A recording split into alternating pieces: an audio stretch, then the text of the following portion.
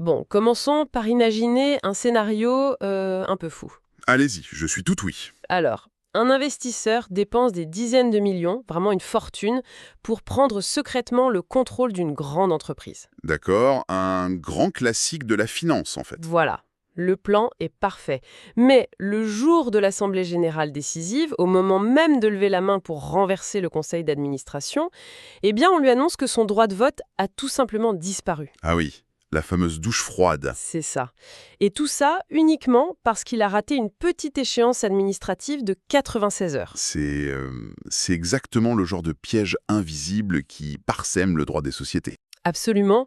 Et c'est pour ça qu'on est là aujourd'hui. Bienvenue dans notre analyse approfondie des rouages, disons, très complexes de l'actionnariat. Je suis ravie d'explorer ça avec vous aujourd'hui. Je suis ravi d'être là. C'est vraiment un terrain miné fascinant, vous savez. Oui, parce qu'on a souvent cette illusion, en fait, que posséder une action, c'est comme, je ne sais pas, posséder un terrain ou une maison.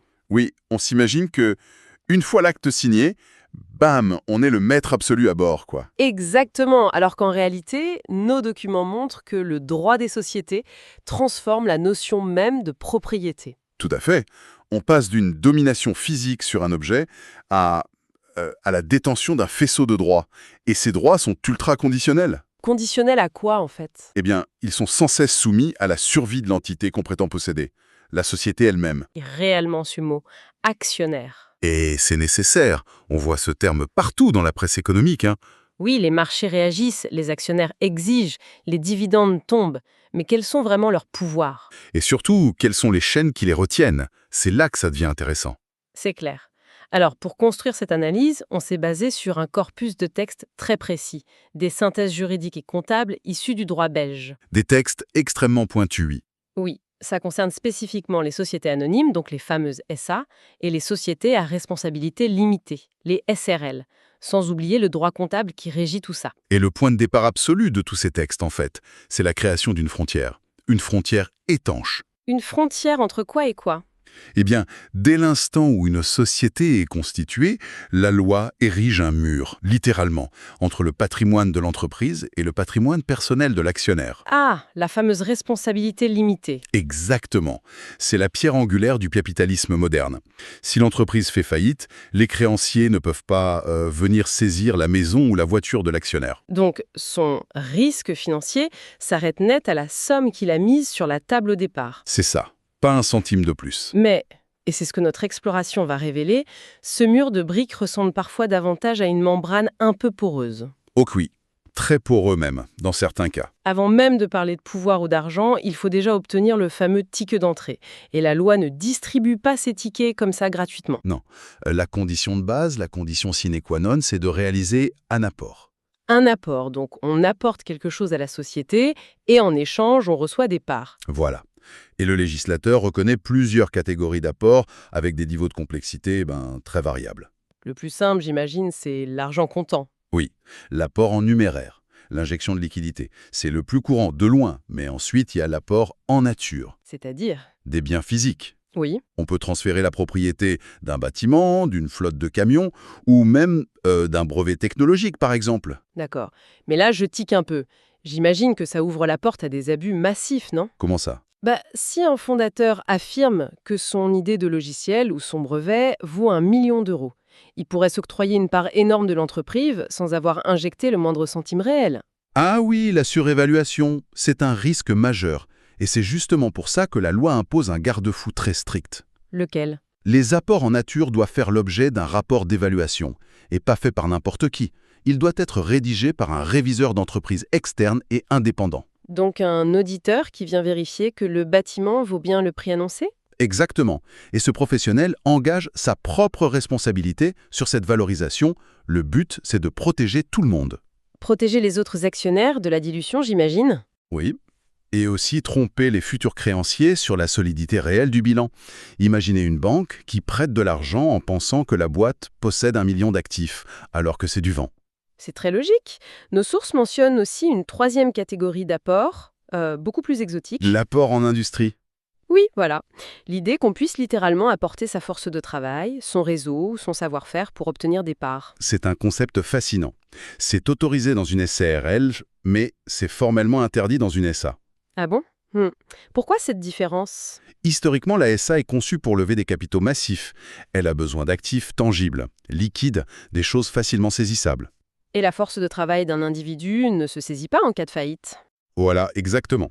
La SRL, en revanche, a été repensée récemment par le législateur belge pour être, disons, le véhicule idéal des entrepreneurs et des petites et moyennes entreprises. Donc permettre l'apport en industrie, c'est reconnaître qu'un développeur de génie, par exemple, apporte autant de valeur initiale qu'un gars qui met un chèque sur la table. C'est tout à fait la philosophie derrière.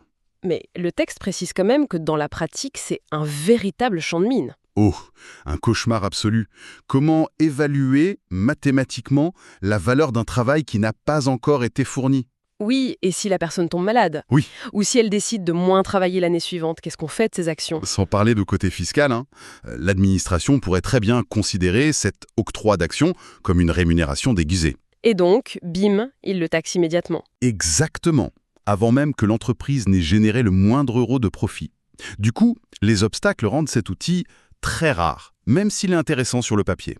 Ça nous amène d'ailleurs à la grande divergence philosophique entre la SA et la SRL, cette histoire de capital. Oui, le droit a opéré une mutation radicale là-dessus. Pour constituer une SA, la loi exige toujours un capital minimum fixe et bloqué, De combien on parle? 61 500 euros. C'est un seuil d'entrée mathématique strict. Donc, si je comprends bien, entrer dans une SA, c'est vraiment comme acheter un billet très cher pour un festival exclusif. Belle analogie, oui. Alors que la SRL, depuis cette fameuse réforme, ça ressemblait davantage à un dîner où chacun amène ce qu'il peut. Le concept de capital social a carrément disparu de la SRL. Purement et simplement supprimé. Oui, le législateur s'est rendu compte qu'un capital fixe, ça offrait souvent une fausse sécurité. Une fausse sécurité, ok. Comment ça? Mais une entreprise pouvait avoir ses 60 000 euros bien au chaud, mais un modèle d'affaires tellement désastreux qu'elle brûlait tout en 3 mois. D'accord, je vois. Donc l'argent ne fait pas tout. C'est ça. Le capital fixe a donc été remplacé par une exigence beaucoup plus dynamique. On parle maintenant de capitaux propres suffisants. Mais attendez, comment on définit ce qui est suffisant? Sur quoi se base la crédibilité de l'entreprise face à son banquier si on n'a plus ce chiffre magique? Sur le plan financier renforcé, les fondateurs d'une SRL doivent, au moment de la création, projeter leur activité sur les 2 premières années. Une sorte de business plan très poussé. Oui, ils doivent détailler leurs revenus espérés, leurs coûts, et démontrer par écrit qu'ils auront les ressources pour tenir au moins 24 mois. Et ce document, il va où? Il est scellé chez le notaire. Il n'est pas public. Ah, scellé chez le notaire. Et j'imagine que c'est là que le mur de la responsabilité limitée peut s'effondrer. Tout à fait. Si l'entreprise fait faillite dans les 3 premières années, un juge va demander au notaire d'ouvrir ce fameux document. Le moment de vérité. Et si le juge constate que le plan était totalement fantaisiste, genre des prévisions de vente absurdes ou des coûts délibérément cachés, eh bien, les fondateurs perdent leur protection. C'est-à-dire? Ils doivent payer de leur poche. Oui. Ils sont tenus personnellement responsables des dettes de la société sur leur denier propre. C'est hyper sévère en fait. Attention, la loi ne sanctionne pas l'échec commercial normal. Perdre un client, un retournement de marché, ça arrive. Oui, c'est le risque de l'entrepreneuriat. Ce que le juge traque, c'est le plan manifestement irréaliste dès le départ. C'est une épée de Damoclès qui force les fondateurs à être rigoureux. Bon, une fois que ce ticket d'entrée est validé et que la boîte tourne, le vrai jeu commence. Et on ne va pas se mentir, le but premier d'un investisseur, c'est le rendement. Les fameux dividendes. Voilà. Pourtant, en lisant nos sources, on voit que l'accès au coffre-fort est super barricadé. C'est pas automatique du tout. Ah non, dans une société anonyme, l'Assemblée générale ne peut pas juste dire « Allez, on distribue tout le bénéfice de l'année ». Elle doit passer le test de solvabilité. Et c'est quoi concrètement ce test? C'est une photographie du bilan. L'actif net de la société, donc ce qu'elle possède moins ce qu'elle doit, ne peut en aucun cas devenir négatif après avoir payé les actionnaires. C'est assez logique. On ne va pas vider la boîte au point de léser les fournisseurs. Exactement. Mais pour la SARL, vu qu'il n'y a plus ce capital social fixe, la loi a ajouté un deuxième verrou, beaucoup plus agressif, le test de liquidité. Et là, on ne parle plus d'une simple photographie du bilan, si j'ai bien compris. Non, c'est de la projection financière pure et dure. C'est crucial de faire la distinction. Quelle distinction? Une entreprise peut être très solvable sur papier. Elle possède un hangar énorme, des machines chères, mais elle peut être totalement illiquide. Genre incapable de payer la facture d'électricité parce que le compte courant est à sec? C'est exactement ça. Donc, le test de liquidité oblige les directeurs à certifier que, même après le paiement du dividende, l'entreprise pourra payer ses dettes sur une période d'au moins 1 an. Oula. Mais la prévision économique, c'est hyper dur si les directeurs se plantent, valident le versement et que 6 mois plus tard, la boîte fait défaut de paiement. La sanction est colossale. La responsabilité solidaire des administrateurs est engagée. Ça peut aller jusqu'au pénal dans certains cas. C'est fou. Et pire encore, la société peut exiger des actionnaires qu'ils remboursent les dividendes qu'ils ont reçus. Attendez, vraiment? Même si l'actionnaire n'y est pour rien et pensait que tout allait bien? Même s'il était de parfaite bonne foi, oui. Donc le droit au rendement est complètement lié à la survie de la boîte. Mais bon, le pouvoir de l'actionnaire, c'est aussi politique. Le droit de vote. Les droits politiques, là aussi, il y a des mécanismes très surprenants, comme les parts bénéficiaires par exemple. Oui, j'ai vu ça. C'est quoi exactement? Ce sont des titres qui ne représentent aucune fraction du capital social. Zéro. Historiquement, c'était pour récompenser les fondateurs qui avaient l'idée, mais pas l'argent. Donc pas d'apport financier, mais un droit au bénéfice et, surtout, un droit de vote. Oui, mais avec une limite évidemment. Les parts bénéficiaires ne peuvent jamais représenter plus de la moitié du total des voix, pour éviter qu'ils ne prennent le contrôle absolu sur ceux qui ont mis l'argent. D'accord. Mais en parlant de contrôle, il y a un truc dans les documents qui m'a vraiment interpellée. Le droit de vote double dans les sociétés cotées. La fameuse prime à la loyauté. Voilà. En gros, si on garde ses actions pendant 2 ans, sans interruption, chaque action donne droit à 2 voix au lieu d'une. C'est ça. La logique du législateur, c'est de combattre le court-termisme. De nos jours, des algorithmes achètent et vendent en millisecondes. Oui, le trading haute fréquence. Donc, en récompensant la loyauté, on espère créer un actionnariat stable qui soutient la vision à long terme de l'entreprise. Bon, ça c'est la théorie. Mais si on regarde la mécanique mathématique, ça me pose question. Allez-y. Le fait de garder une action de 2 ans, ça ne garantit absolument pas que l'actionnaire va prendre de bonnes décisions pour la société. Non, en effet. Concrètement, ça permet surtout à une famille fondatrice de vendre la moitié de ses actions, d'empocher des millions, tout en gardant la majorité absolue des votes. C'est tout à fait vrai. Ça ressemble plus à un verrouillage du pouvoir qu'à de la bonne gouvernance, franchement. Votre analyse pointe du doigt le grand débat du droit financier actuel. Les textes reconnaissent que ça favorise l'actionnariat de contrôle. C'est un bouclier contre les offres publiques d'achat hostiles, les OPA. Donc on achète la stabilité au prix d'une asymétrie de pouvoir. Exactement. Le risque financier de l'actionnaire historique diminue, mais son pouvoir reste intact. Bon. Avoir le pouvoir, c'est génial quand tout va bien, mais que se passe-t-il quand les actionnaires commencent à se détester? Les divorces entre associés. C'est là que les différences entre SA et SARL deviennent explosives. Oui, parce que sortir d'une SRL, ça a l'air d'être un vrai parcours du combattant. La société anonyme, la SA, est basée sur la libre circulation des capitaux. Sauf exception, vous vendez à qui vous voulez, quand vous voulez. Alors que la SRL? La SARL, c'est l'intuitu personné, la confiance entre s'associer. C'est fermé. C'est le régime d'agrément. Le club privé, en gros. Voilà. Pour vendre à un tiers externe, il faut l'accord de la moitié des autres actionnaires qui doivent posséder au moins les 3/4 des actions. Mais obtenir une telle double majorité quand tout le monde se déteste, c'est mission impossible. On est littéralement prisonnier de son investissement. C'est une prison dorée, oui, pour protéger l'entreprise des étrangers. Mais le droit est prévu des sorties de secours, l'exclusion judiciaire par exemple. Donc, demander à un juge de virer un associé? C'est l'ultime recours. Si des actionnaires représentant 30% de la société ont de justes motifs, ils peuvent forcer un autre à vendre ses parts et à partir. Juste motif, ça veut dire quoi? Une faute grave? De gestion, oui. Mais ça peut aussi être une mésintelligence grave. Si la haine paralyse tout, que les banques fuient, le juge tranche pour sauver la société. Mais là, la mécanique me fascine. Celui qui se fait exclure va dire que ses parts valent de l'or, et les autres vont dire que la boîte ne vaut plus rien. Évidemment, c'est la guerre des valorisations. Comment un juge, qui n'est pas banquier d'affaires, peut-il fixer un prix là-dedans? Il mandate un expert financier indépendant. Mais attention, la subtilité légale la plus redoutable, c'est la séparation entre la valeur et la faute. C'est-à-dire? Le prix de rachat ordonné par le juge ne subit aucune décote, même si l'associé exclu a commis une faute grave. Ah oui, donc même s'il a été déloyal, il récupère la pleine valeur de ses actions? Exactement. La loi refuse de mélanger la valeur comptable avec la réparation d'un dommage moral. Si la société veut réparation, elle doit faire un procès séparé au civil. C'est fou cette distinction chirurgicale. Et j'ai vu aussi qu'on pouvait simplement démissionner dans une SREL. Oui, la démission à charge du patrimoine social. C'est hérité des coopératives. Si les statuts le permettent, on démissionne et c'est la boîte qui rachète nos parts avec ses propres fonds. Mais là encore, j'imagine que les tests de liquidité s'appliquent. On ne peut pas vider la caisse en partant. Toujours, l'intérêt supérieur de la société prime sur tout. Et ça nous amène à une autre dimension, quand l'entreprise fait appel à l'épargne publique.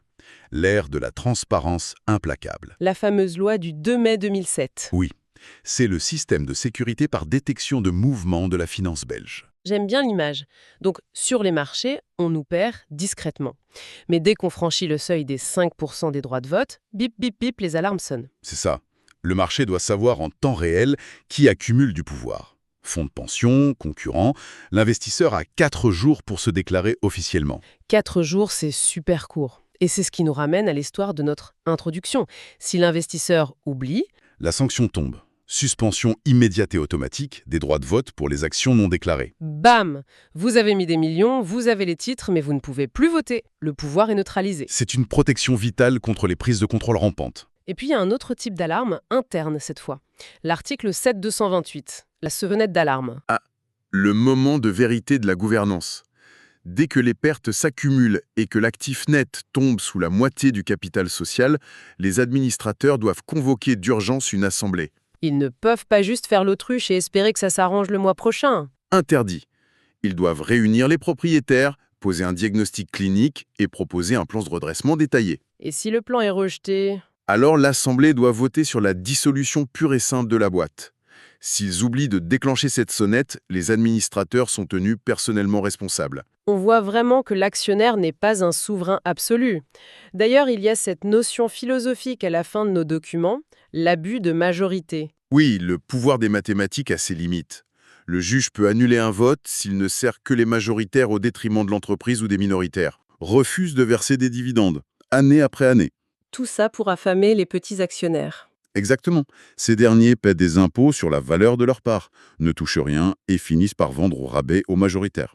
Et ça, le juge intervient et annule le vote, le considérant comme une expropriation économique. Oui, parce que le droit de vote doit servir la pérennité de la société, pas l'avidité de quelques-uns. Franchement, que tirer de tout ça? On voit que l'actionnariat, c'est à des années-lumière d'un simple clic sur une application de trading. C'est une propriété hautement fonctionnelle et dynamique. C'est ça. Posséder une action confère des droits, oui. Mais chaque gramme de pouvoir est contrebalancé par une obligation. Des tests de liquidité, des plans financiers, des seuils de transparence. Et le législateur refuse la passivité de l'actionnaire. Avec la sonnette d'alarme, on voit qu'on le contraint à agir face au naufrage. Et ça m'amène à une réflexion finale. Jusqu'où s'étendra cette responsabilité à l'avenir? C'est le grand enjeu. Aujourd'hui, on force l'actionnaire à agir pour prévenir un désastre financier. Mais demain, la pression monte pour appliquer ça aux enjeux sociaux ou environnementaux. Le concept même de la responsabilité limitée pourrait voler en éclats. Imaginez le jour où un tribunal décide qu'un actionnaire silencieux est complice des dommages écologiques causés par l'entreprise dont il encaisse les dividendes. Le statut de propriétaire passif n'existerait plus. L'actionnaire devrait rendre des comptes à la société tout entière, pas juste à la comptabilité. Exactement. C'est une perspective vertigineuse pour tout investisseur moderne. Ça donne une toute nouvelle dimension au risque d'investissement. La responsabilité limitée, c'est pas un bouclier éternel, mais une construction juridique qui évolue. Eh bien, merci beaucoup pour ces éclairages sur les rouages invisibles du droit des sociétés. Mais de rien, c'était un plaisir. Et merci à ceux qui nous écoutent. À très bientôt pour une nouvelle analyse en profondeur.